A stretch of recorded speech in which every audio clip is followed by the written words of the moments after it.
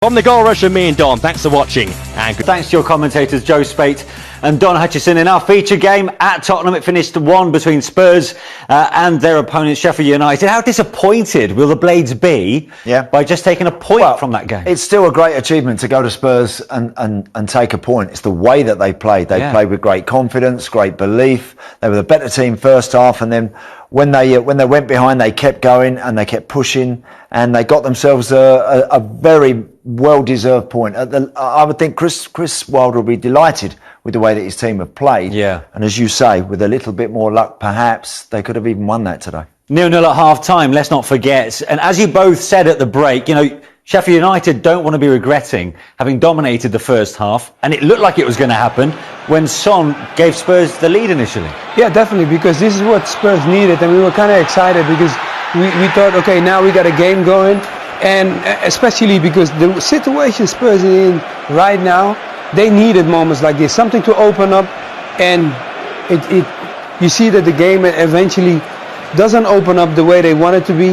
They do changes, they come up with different players in the game, and it still stayed the same. So that was the downer for them. So that going between the keeper's legs there. 2.5 minutes later, Sheffield United thought they'd equalised through Dave McGoldrick. Talk us through this one, Andy. Yeah, well, again, once VAR had a good look at it, it's for this actual decision right there. It's that offside call. Now, it's whether or not there's another phase of play that's actually carried on, whether or not you would then want to think you would allow the goal. Yeah. The referee obviously felt, and VAR felt, that the Tottenham defence never had time to reset. That's the terminology with this header. So look, that's the offside at the top of the screen on Lundstrom. Just his foot is literally inches offside. I mean, it is literally inches. Yeah, it is, just a couple of inches. And then have the Tottenham defence had a chance to reset? Now, that's very subjective. Personally, I think they have had a chance to reset there and get themselves sorted out, but that's how close it is. Look, it's just. I mean, that is the difference between the size 12 and the size 10 boot. Correct, really. exactly. No, you're not wrong. It is literally that. It is just literally a couple of inches, and that's why it got ruled out. But again, quite an interesting decision in terms of, did that Tottenham defence have a chance to reset? Look at that wry smile from Chris Wilder. But they kept plugging away, and they finally got the equaliser. And this, it might have been a tad fortunate from a miss-hit cross from George Baldock, but it was, could you say, the least they deserved? It doesn't matter. I mean, the way they played, they kept on pushing and believing that they could win this game.